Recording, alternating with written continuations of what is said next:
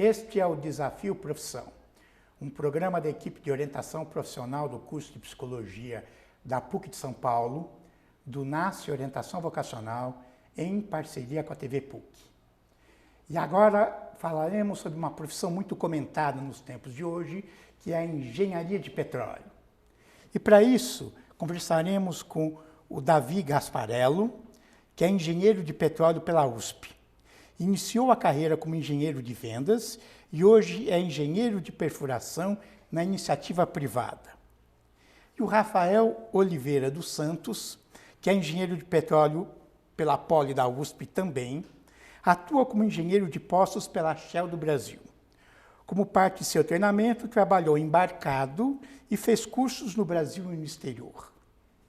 Poderíamos começar com um caso ou uma piada a respeito da profissão, do trabalho do profissional. Eu posso contar o meu primeiro. Esse aconteceu, eu estava no terceiro embarque, quando estava basicamente numa plataforma, né, uma sonda de perfuração em alto mar, e como são águas profundas, nós utilizamos um veículo, um submarino não tripulado, chamado ROV. E ele é utilizado para filmar no fundo do mar e tudo mais. Uma radiooperadora que tinha começado a trabalhar recentemente, ela via as imagens do ROV na nossa sala, ela falou, nossa, que bonito, dá para ir no fundo do mar e tudo mais. E a gente falou, dá. Se você pegar autorização com o fiscal da sonda, o gerente da plataforma e a equipe do ROV, eles deixam você botar uma roupa especial e ir lá no fundo. Ela foi pedir, eles já sacaram o que era e falaram, não, mas para poder ir, você tem que colocar roupa de mergulho térmica, que é uma roupa que fica parecendo uma foca quando você coloca. Ela vestiu e estava indo para lá quando contaram para ela que não, o veículo não é operado, você não pode ir 2.000 metros debaixo d'água dentro de um robô. E ela tá com aquela roupa e o pessoal, na hora que falaram isso, bateram a foto e espalharam a foto pela rede da interna. Ou seja, existe sacanagem numa plataforma. Sim, se você é novo na plataforma de petróleo, preste muita atenção no que estão te dizendo e sempre use o seu bom senso, porque a chance de alguém estar te sacaneando é enorme. Eu estava embarcado, eu tinha acabado de chegar na plataforma e 2 dias anterior à minha chegada, uma das hélices de um sistema de posicionamento dinâmico que as plataformas às vezes ficam tão... como é que eu vou falar? As plataformas elas ficam num nível d'água tão profundo, né, que você não consegue ancorar. Então elas ficam flutuando e navegando com hélices. Um tubarão, baleia, veio, se chocou com uma das hélices e ficou preso, né, morreu. O mergulhador desceu para fazer a verificação, veio o ROV, e etc, etc. Quando ele estava ali, chegou o companheiro do tubarão, ficou rodeando. Chegou o quê? O companheiro. Companheiro. Do tubarão. Do tubarão, sim, eu sei. Então, assim, esses tipos de histórias, eles acontecem. Eu não queria estar na pele do mergulhador, mas ficou tudo bem. Sobreviveu. Sobreviveu. Que bom. Então, os dois falaram do engenheiro de petróleo embarcado, né? Embarcado numa plataforma. Esse é o trabalho do engenheiro? Vamos começar diferente. O que faz o engenheiro na plataforma para depois engatar a outra pergunta? Bom, o engenheiro ele pode tanto participar da coordenação dos processos, geralmente este seria um engenheiro representante da companhia, quanto na operação em si, executando o que o outro está coordenando. O engenheiro de petróleo ele tem diversas competências em diversas cadeiras científicas. Ele não necessariamente vai ser um engenheiro químico, um engenheiro mecânico, um engenheiro elétrico, ele vai ter que saber um pouco de tudo. É um mix de capacidades. Então, como as operações de petróleo são complexas, você tem que saber um pouquinho de tudo. Você não precisa ir a um nível de detalhe descer um nível de detalhe tão profundo para conseguir operar o seu equipamento ou conduzir essa cadeia de de execuções, ficou horrível, essa cadeia de operações, né? Então, depende da plataforma que você está, você pode estar numa plataforma de produção, você pode estar numa plataforma de perfuração, são duas coisas completamente diferentes.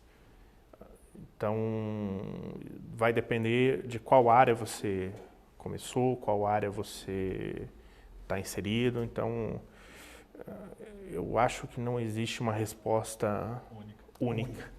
Assim, para poder complementar a resposta dele, primeiro, o engenheiro de petróleo ele vai trabalhar na parte de exploração e produção.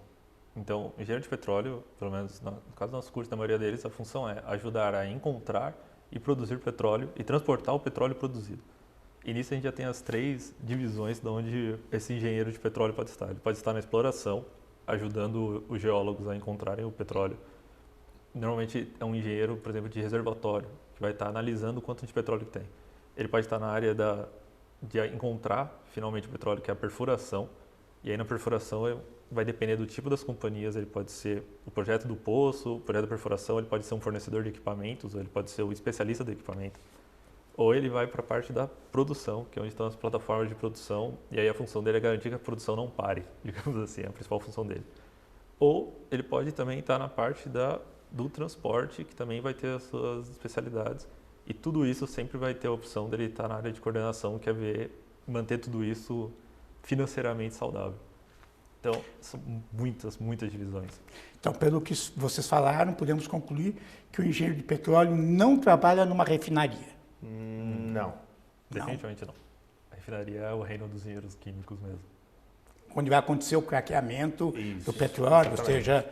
A formação de engenheiro de petróleo é voltada para nós conseguirmos encontrar e entregar o petróleo para a refinaria. Dali em diante... Nossa função é fazer o petróleo chegar ali.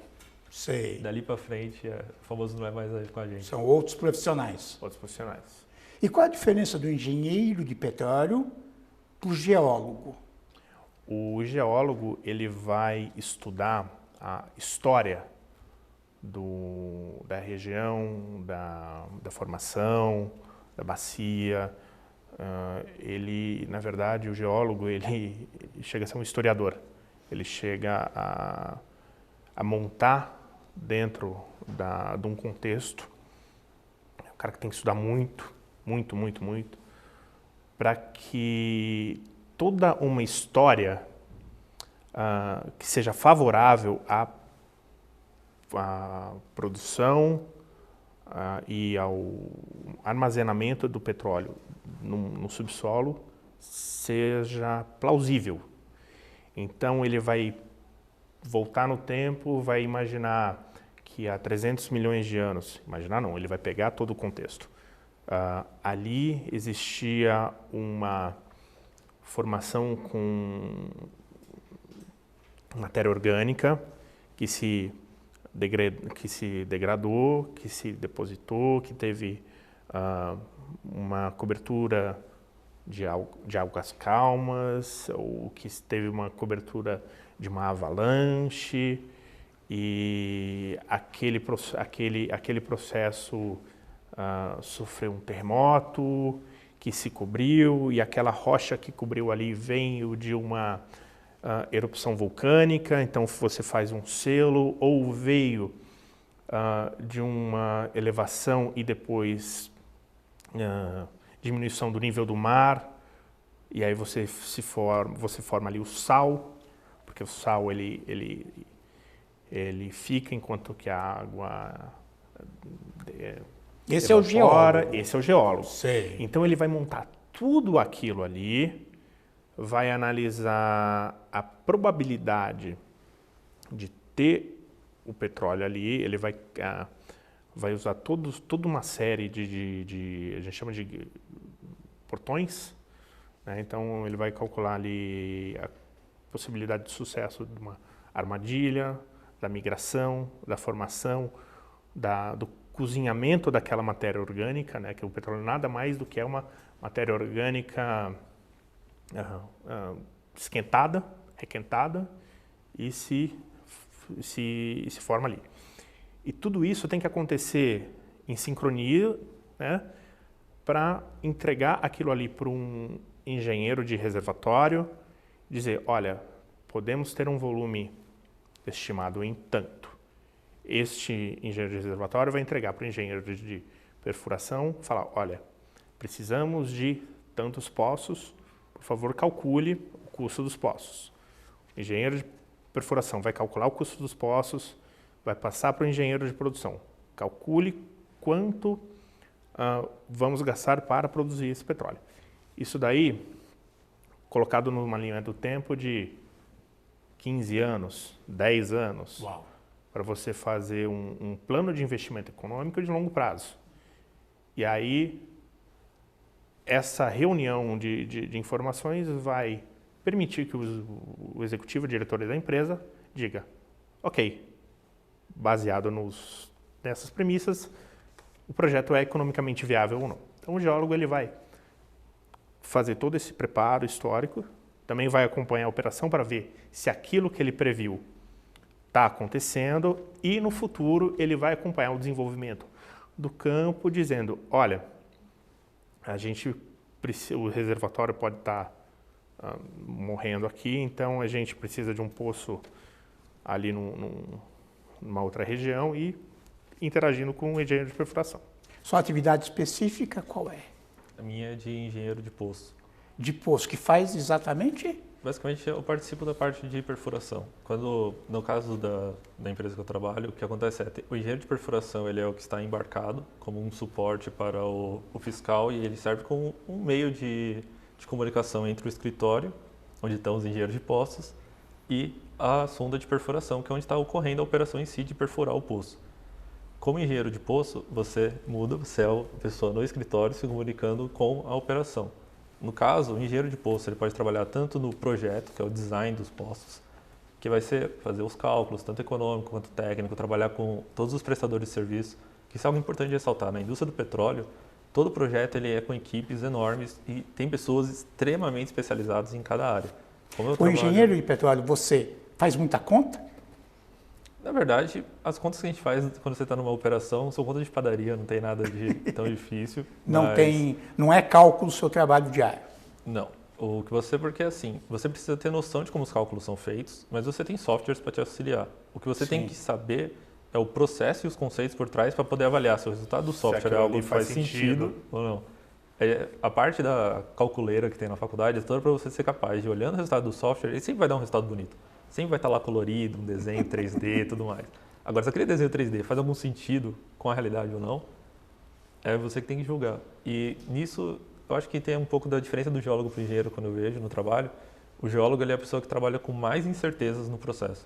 Ele vai fazer modelagem, mas ele tem um nível de incerteza gigantesco. Os engenheiros entram quando o geólogo já diminuiu um pouco essas incertezas e o engenheiro de perfuração é o que vai dar a verdade final, porque vai furar o poço e quando chegar lá embaixo a gente vai saber se tinha ou não. E sua área específica qual é? Eu sou engenheiro de perfuração, eu cuido desde a seleção de equipamentos para perfuração, para dimensionamento de custos, tempo e escopo desse projeto, até a entrega do poço para a produção. Então faço todos esses cálculos, vejo se faz sentido. Claro que a gente entrega isso para uma empresa especializada. Vai dependendo da política de cada empresa ter ou não uma área para fazer esse cálculo, mas eu tenho que ter certeza que aquilo ali tenha sentido. A gente tem que ter um bom senso. Se eu vou dimensionar um custo mais ou menos 10% a mais ou 10% a menos, aquilo ali fica dentro de uma margem de erro aceitável e cada vez mais a gente refina o processo e chega num custo previsível. Claro que incertezas acontecem, elas têm que estar dentro de uma análise de risco e sempre e operando com as melhores práticas da indústria. A indústria vem 150 anos de melhores práticas registradas e a gente analisa e colabora, melhora o processo ao longo do tempo. Ainda no campo das diferenciações, A engenharia de petróleo é um pedacinho da engenharia de Minas que se desprendeu e se ampliou? Ou isso é bobagem? Difícil. Ou seja, qual a diferença do engenheiro de Minas para o engenheiro de petróleo? Depende, se você for ver mesmo, as próprias universidades aqui do Brasil, já dá para ver como a engenharia de petróleo ela surge de diferentes áreas, porque como ele falou, é uma mistura muito grande. Então, por exemplo, na USP, ela veio junto com a engenharia de Minas. Sei. Se você for ver em outras faculdades, ela veio da engenharia mecânica. Em outros lugares, ela vem da engenharia química. Porque na prática, a engenharia do petróleo, ela é mesmo alguma coisa que está intermediário ali. E dependendo de onde você for atuar na indústria, você vai ser muito mais um engenheiro mecânico do que você seria um engenheiro de Minas. Em outros casos, você pode ser muito mais engenheiro de Minas do que você seria um engenheiro químico. Então depende muito de onde você vai atuar. Isso também chega num outro ponto que eu acho que é importante ressaltar. Quando você entra na indústria do petróleo, quase todas as empresas que você entrar, você vai passar por um treinamento para você começar aquela especialização que eu falei. Todas as empresas de petróleo elas trabalham muito com treinamento, pelo motivo de que não tem nenhuma graduação que seja específica do que acontece ali. Mesmo a formação de engenharia de petróleo, como nós falamos, é uma visão generalista para você trabalhar ou com reservatórios, ou produção, ou perfuração, e os três são completamente diferentes. Então você sempre vai ter, os novos funcionários são sempre caras que têm alguma noção de como funciona e de conceitos básicos de ciência necessária, mas precisa de uma especialização a mais ali dentro. E essa especialização vem tanto da experiência prática no dia a dia, quanto um mestrado específico ou uma linha de pesquisa. No nosso caso, o nosso curso derivado da Engenharia de Minas, lá na Politécnica, da USP, ela focou um pouco mais na parte de reservatório, pela aproximação que tinha com a geologia. Então, engenharia de Minas e geologia sempre andam juntas e, por consequência, a engenharia de petróleo teve esta vertente. Se eu não me engano, na Unicamp a derivação é da engenharia mecânica. Ouro Preto eu acho que também vem da engenharia de Minas, eu não tenho certeza. Mas como eu falei, o meu trabalho é entender o que o engenheiro de reservatório precisa, né, e aplicar. Hoje eu teria mais uma atribuição de um engenheiro mecânico, que eu tenho que conhecer as propriedades mecânicas de um colapso de tubo de revestimento, por exemplo, que é aquela tubulão de ferro que vai sustentar o poço. Que desce, que a gente vê descendo. Exatamente. Famoso. E a gente vê isso na faculdade, mas de uma maneira muito superficial.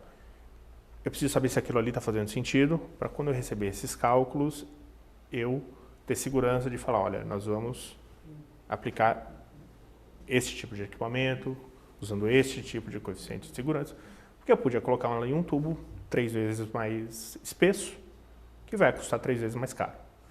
Então, a engenharia é você fazer o ótimo tanto na segurança quanto no custo.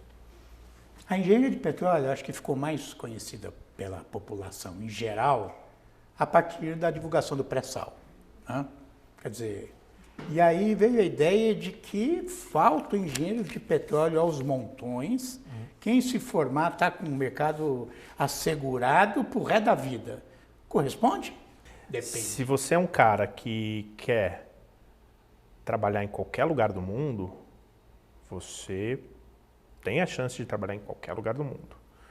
No Brasil, a gente teve 20 ou 30 anos de um déficit de contratação pelos preços dos barris estarem baixos, pela falta de investimento.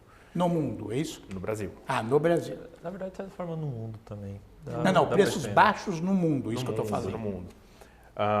Uma falta de investimento no mercado nacional, uma questão de monopólio, que não incentivou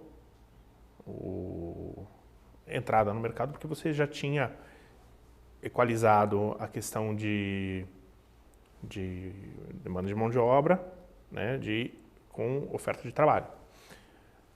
Quando você teve a primeira abertura de mercado brasileiro em 96, mais ou menos 97, onde você permitiu que empresas diversas se proliferassem na questão da extração, da pesquisa, você teve um período de incubação dessa pesquisa, de investimento, de análise que começou ali em 1999, mais ou menos, foi até 2003, onde se começaram as primeiras perfurações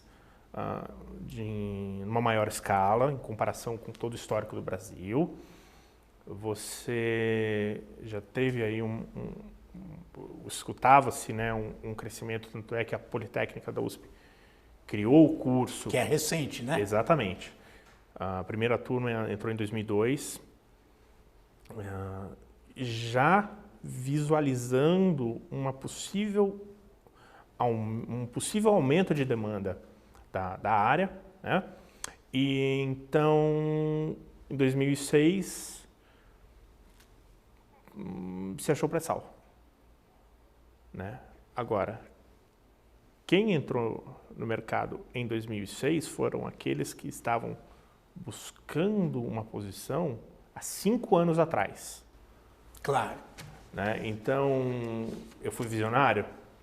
Não sei. Eu tive sorte. Sei. Você encontrou um mercado que você não esperava. Porque a ideia era me graduar numa profissão que me permitisse trabalhar em qualquer lugar do mundo. Sei. Né? E então, quando eu me formei, eu fiquei no Brasil, acompanhei todo esse processo de crescimento, de boom, etc. Mas qual foi o problema disso? Depois que descobriram o pré-sal, os leilões se encerraram. Né? Leilões, o que é isso? Leilões de espaço? Não, é que basicamente o setor de petróleo, isso envolve...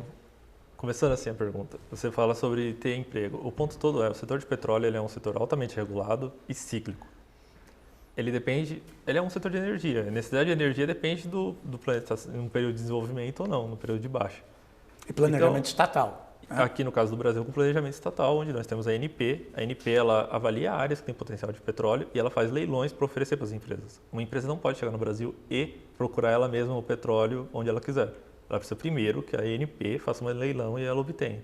E como ele falou, depois do pré-sal houve uma parada dos leilões, consequentemente uma redução da atividade de perfuração. Mas aí é o problema. Se você pegar o pico que teve em 2009, 2010, 2011, 2012, foram leilões que aconteceram antes da descoberta do pré-sal. Então, quando eu entrei no mercado de trabalho, eu entrei surfando na crista da onda, onde você era escolhido com unhas e dentes, para as empresas iam em cima de qualquer um que tivesse petróleo escrito no currículo. A gente viu migração de muita mão de obra de diversos setores para a área de petróleo. Em 2012, 2013, a questão foi diminuindo e as áreas foram se esgotando, o tempo de concessão foi chegando ao fim e alguns projetos não foram, em sua maioria, viáveis economicamente por diversas questões. E você teve um abandono de empresas do país porque elas não conseguiram ou blocos ou não têm interesse econômico de ficar. Ou não conseguiram produzir. Ou não conseguiram produzir achar aquilo, petróleo suficiente. Porque não é uma atividade fácil. Claro. A atividade é a segunda maior indústria, a segunda indústria com maior risco do mundo. Só perde para a indústria espacial. E ainda sobre essa questão do emprego, para alguém que está interessado em entrar no setor, o que é importante saber é um setor cíclico. Vai ter períodos de extrema euforia em que os salários disparam, todo mundo tem a impressão que está rico e tudo mais. Vai ter períodos de baixa em que todo mundo acha que está na miséria, que o petróleo vai acabar e tudo mais. Então, se você tem um interesse nessa área, você tem que ser uma pessoa que sabe que quando você está no período de euforia é a hora que você está guardando, para a hora que você entrar no período de baixa é a hora que você utiliza o que você guardou. É um setor cíclico, mas que no Brasil ele tem enorme potencial, porque por mais que tenha problemas regulatórios e tudo mais, é inevitável que tenha uma grande quantidade de petróleo no Brasil que vai ter que ser explorado cedo ou tarde. Tem muita gente que, mais na área da ecologia, que questiona, né?